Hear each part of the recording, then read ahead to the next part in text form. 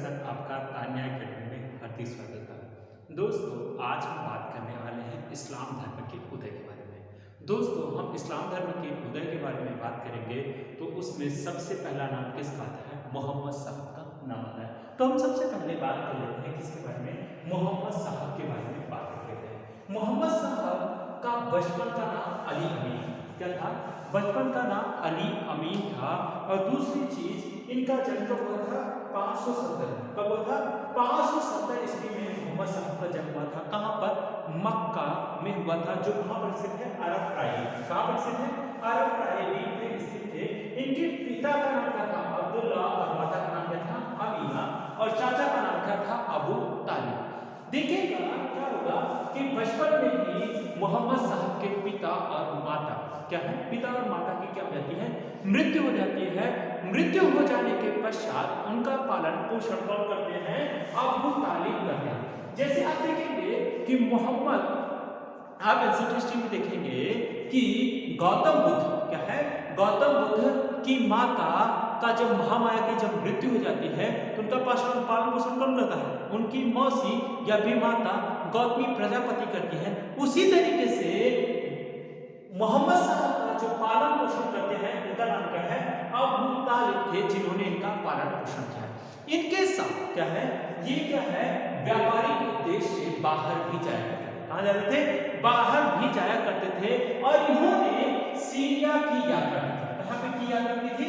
Syria की यात्रा की थी। किसके माध्यम से? व्यापारिक उद्देश्य से इन्होंने यात्रा की। किसने? मोहम्मद साहब ने इसकी यात्रा की थी। मोहम्मद साहब जब व्यापारिक यात्रा कर रहे थे तो उनकी मुलाकात किससे हुई थी? खादिजा से। किससे हुई थी? खादिजा से उनकी मुलाकात हुई थी। और उसी के पश्चात उन्होंने इन्हें अपना सलाहकार रख लिया। खादिजा ने मोहम्मद साहब को क्या रख लिया था? अपना सलाहकार रख लिया था। और खादिजा के पिता हस्बैंड की क्या होती है? जो उनके हस्बैंड है खादिजा के, उनकी क्या हो जाती है? मृत्यु हो जाती है। और वो एक बहुत बड़े व्यापारी होते थे। और जब इनसे मोहम्मद साहब से काफी प्रभावित थी। और मोहम्मद साहब से प्रभावित होने के कारण कहते हैं कि मोहम्मद साहब ने किससे क्या कर लिया था? खादिजा से विवाह कर लिया था, जो एक विधवा महिला थी। इनका विवाह जो हुआ था वो 25 वर्ष की उम्र में हुआ था। किसका? मोहम्मद साहब का विवाह इनसे कब हुआ था? 25 वर्ष की उम्र में हुआ था। जब विवाह हुआ तो उनको एक पुत्री हुई जिसका नाम क्या था? फातिमा। फातिमा का विवाह मोहम्मद साहब ने किससे किया था? अली से। किससे किया था? अली से मोहम्मद साहब ने अपनी पुत्री फातिमा का विवाह किया था। मोहम्मद साहब बहुत ही चिंतनशील प्रवृत्ति के व्यक्ति थे। कैसे थे? चिंतनशील प्रवृत्ति के व्यक्ति थे। जैसे कि आपने देखा होगा कि एंशिएंट हिस्ट्री में गौतम बुद्ध हुआ करते थे। ये क्या करते थे? समाधि लगाकर बैठकर क्या करते थे? तपस्या करने का कार्य किया करते थे। उसी तपस्या के फलस्वरूप क्या है? उसी तपस्या के फलस्वरूप इन्हें 40 वर्ष की अवस्था, किसको? मोहम्मद साहब को 40 वर्ष की अवस्था में क्या होता है? ज्ञान की प्राप्ति होती है। ज्ञान की प्राप्ति किसके माध्यम से होती है? जिब्राइल के माध्यम से होती है। जिब्राइल जो अल्लाह का दूत था। कौन था? अल्लाह का दूत था। दोस्तों, इस्लाम धर्म कोई नया धर्म नहीं था। इस्लाम धर्म के अनुसार जैसे हमको क्या बताया जाता है? इस्लाम धर्म को क्या माना जाता है? 570 में मोहम्मद साहब के बाद। लेकिन जो इस्लाम धर्म को मानने वाले हैं उनका मानना है कि क्या है? इस्लाम धर्म सनातन धर्म। कैसा है? सनातन धर्म है। और यह बहुत पहले से चला है। मोहम्मद साहब केवल और केवल एक पैगंबर क्या थे? एक पैगंबर थे। और इन्होंने क्या है? इन्होंने इस्लाम धर्म का प्रचार प्रसार किया था। ऐसा बताया जाता है, धार्मिक लोगों का अपना मानना है, इसमें कोई मेरा मानना नहीं है। इसमें क्या बताया जाता है कि मोहम्मद साहब के पहले 1 लाख क्या है? 1,20,000 कितने? 1,20,000 पैगंबर हुए। कितने?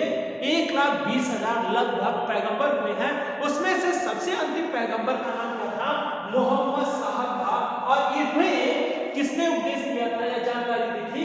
जिब्राइल ने दी थी। और जिब्राइल ने कुरान के बारे में किसे बताया था? मोहम्मद साहब को बताया था। किसको बताया था? मोहम्मद साहब को बताया था। उसी का प्रचार प्रसार कौन करते हैं? मोहम्मद साहब जी करते हैं। मोहम्मद साहब जी जब इस्लाम धर्म का प्रचार प्रसार कर रहे होते हैं तो क्या होता है? इनका विरोध होता है। क्या होता है? इनका विरोध होता है। जैसे आप देखेंगे कोई नई चीज आप करते हैं, क्या है, कोई आप नई चीज करते हैं तो आप पाते हैं कि शुरू में आपको आपके क्या हो जाते हैं, विरोधी उत्पन्न हो जाते हैं। या तो कोई काम आप अच्छा भी कर रहे हैं ना, तो लोग क्या करते हैं, आपकी आलोचना करते हैं। और वही लोग क्या है, वही लोग जब वह कार्य पूर्ण हो जाता है, वह कार्य जब पूर्ण हो जाता है, वो क्या हो जाते हैं, आपके समर्थक या आपके अनुयायी हो जाते हैं। तो उसी तरीके से 622 में क्या है, 622 के आसपास मोहम्मद साहब का मक्का में बहुत ज्यादा विरोध होने लगा। क्या होने लगा? बहुत ज्यादा विरोध होने लगा। इसी विरोध के फलस्वरूप कहते हैं कि मोहम्मद साहब को पत्थरों से मारा गया था। क्या हुआ था?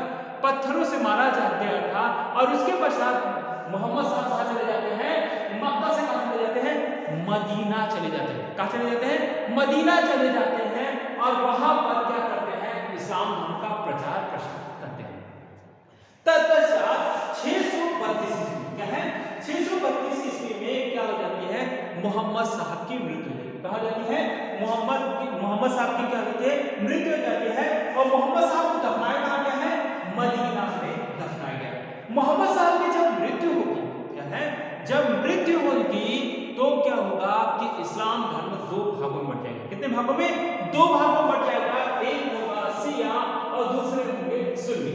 शिया और सुन्नी। शिया वाले जो व्यक्ति हैं, क्या है, शिया वाले जो व्यक्ति हैं, वो इनका जो नेतृत्व करने वाला व्यक्ति था वो कौन था? अली। कौन था? अली था। अली का मानना था, क्या है, अली का मानना था कि इस्लाम धर्म में जो आगे इसका नेतृत्व करेगा वो मोहम्मद साहब के खून से रिलेटेड होना चाहिए। किससे? खून से संबंधित होना चाहिए। मतलब कि रिलेशन जो हो वो संबंधी का हो, वही इस्लाम धर्म का प्रचार प्रसार करेगा। इस्लाम धर्म का आगे जो प्रचार प्रसार करेगा उसे क्या कहा गया था? खलीफा कहा गया। क्या कहा गया था? खलीफा कहा गया था। जैसे आप देखेंगे कि जैन धर्म क्या है, जैन धर्म में क्या होता है, महावीर के मृत्यु के पश्चात क्या है, महावीर जी की मृत्यु के पश्चात सुधर्मन एकमात्र गणधर बचता है और उसे क्या कहा जाता है? थेरा या प्रथम उपदेशक कहा जाता है। उसी तरीके से मोहम्मद साहब की मृत्यु के पश्चात जो भी इस्लाम धर्म का प्रचार प्रसार करेगा, क्या है, इस्लाम धर्म का प्रचार प्रसार करेगा, उसे क्या कहा जाएगा? खलीफा कहा जाएगा। और मोहम्मद साहब खुद क्या थे? पैगंबर थे। क्या थे? पैगंबर थे। और पैगंबर का मतलब क्या होता है कि वो क्या थे? एक संदेशवाहक थे। क्या थे? संदेशवाहक थे। और इसके पश्चात बताया जाता है कि खलीफा जो होगा इस्लाम धर्म के बारे में सर्वाधिक जानकारी रखने वाला व्यक्ति होगा। तो यहाँ पे क्या होगा, जब इस्लाम धर्म दो भागों बटेगा तो शिया का मानना था, मतलब शिया जो अली थे उनका मानना था कि ये मेरे ससुर थे, इसलिए मुझे क्या होना चाहिए? इसका उत्तराधिकारी होना चाहिए और मुझे क्या मिलना चाहिए? खलीफा का पद मिलना चाहिए। क्या मिलना चाहिए? खलीफा का पद मिलना चाहिए। जबकि जो सुन्नी क्या है, जो सुन्नी थे, सुन्नी का मानना था कि हम क्या करेंगे? सुन्ना में विश्वास करेंगे। किसमें विश्वास करेंगे? सुन्ना में विश्वास करेंगे। सुन्ना का मतलब ये होता है जो मोहम्मद साहब ने कहा है, जो मोहम्मद साहब ने कहा है और मोहम्मद साहब ने जैसे कार्य किए हैं हम क्या करेंगे? उसमें विश्वास करेंगे। तो वो लोग क्या कहलाए? अबू बकर के सुन्नी कहलाए। और अबू बकर कहते हैं कि अभी तो आप क्या कर रहे हो? उत्तराधिकारी की बात कर रहे हो, लेकिन जिस समय मोहम्मद साहब क्या है, मोहम्मद साहब का विरोध हो रहा था, क्या है, मोहम्मद साहब का विरोध हो रहा था, तब आप कहाँ थे? क्या बोलते हैं? तब आप कहाँ थे? इसके अनुसार आप देखेंगे तो आप उस उत्तराधिकारी के योग्य नहीं। जैसे कि आप देखेंगे जो कोई व्यक्ति ने उत्तराधिकारी बनना चाहता है तो उसे सुख और दुख में हर समय साथ होना चाहिए कि नहीं? आप ही बताइए, सुख और दुख में साथ होना चाहिए कि नहीं? लेकिन उस समय ऐसा कहते हैं कि ये लोग अपना अलग थे, ये लोग अपना अलग थे। तो इसलिए जब इनका सर्वाधिक विरोध हो रहा था तो अबू बकर ने, किसने?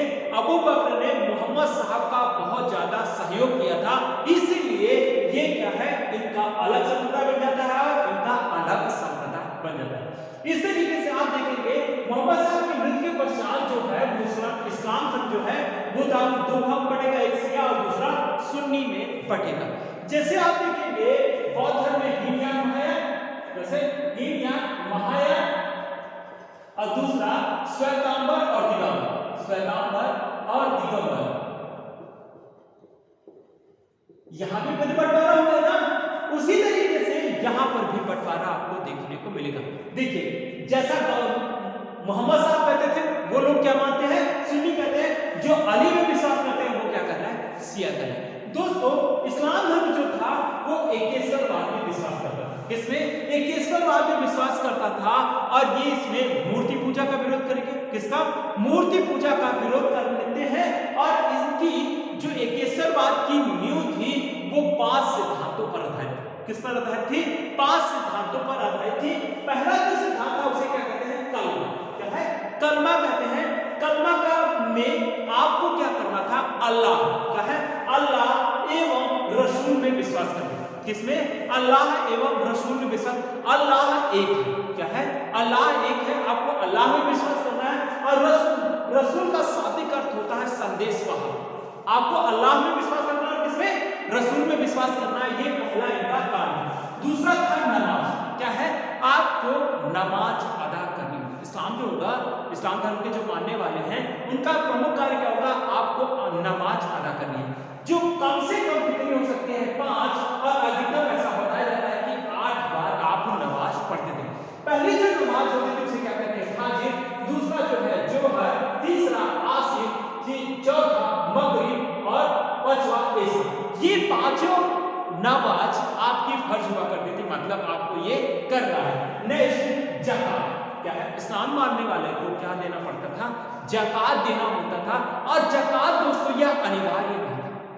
जैसे ज़कात जो था अनिवार्य नहीं था, ये स्वेच्छा पे दिया गया टैक्स था। क्या था, स्वेच्छा पे दिया गया टैक्स था, या 1/40 होता था। कितना होता था, 1/40, या फिर 2.5%। कितना, 2.5% हुआ करता था। जैसा कि आज भी जो ज़कात है आप देते हैं मुहर्रम में, जो इस्लाम धर्म वाले हैं ये कहीं ना कहीं इस धन का कंट्रीब्यूशन मतलब देते हैं। कैसे, धार्मिक रूप में देते हैं। और दोस्तों ये जो धन का इकट्ठा होता है ये गरीब और असहायों के प्रयोग में लाया जाता है। जिसको जरूरत है उसको क्या किया जाता था, ये धन दिया जाता है, या फिर मस्जिद में क्या किया जाता था, इस धन का प्रयोग किया जाता था। नेक्स्ट रोजा। रोजा का मतलब व्रत से है। जैसे हिंदू धर्म में देखेंगे कि क्या होता है, जब कोई फेस्टिवल होता है जैसे नवरात्र है और या फिर ऐसे कोई फेस्टिवल है तो क्या होता है, शिवरात्रि है तो क्या होता है, लोग व्रत रखा करते हैं। उसी तरीके से इनके यहाँ एक रमजान का महीना, इस्लाम धर्म में क्या होता है, रमजान का महीना होता है जिसमें रोजा को रखा जाता है। क्या होता है, रोजा को रखा जाता है। नेक्स्ट है हज। क्या है, हज।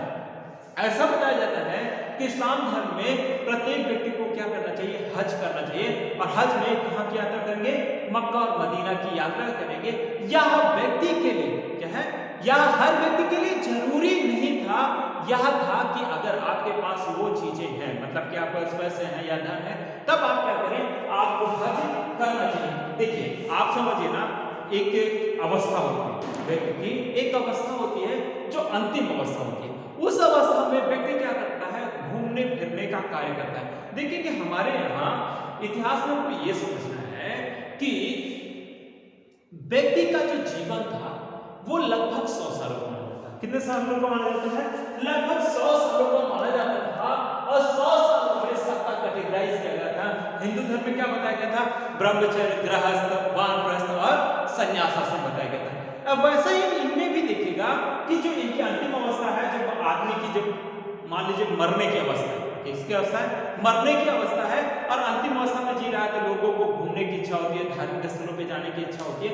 तो वैसा ही बना दिया गया था कि आप अंतिम समय में अपना जो उत्तरदायित्व है वो पूरा करें। क्या है, अपने उत्तरदायित्व को पूरा करके आप कहाँ जा सकते हो, हज पे जा सकते हो। और लेकिन जिसके पास धन है, जिसके पास पैसा ही नहीं है, तो जरूरी नहीं था कि आपको हज पे जाना ही चाहिए। इस तरीके से हमने देखा इस्लाम धर्म के बारे में। हमने बात की इस्लाम धर्म के पैगंबर के, मोहम्मद साहब के, और इनके बचपन का नाम क्या था, अमीन था। इस तरीके से हमने थोड़ा थोड़ा इन सब चीजों के बारे में बात की।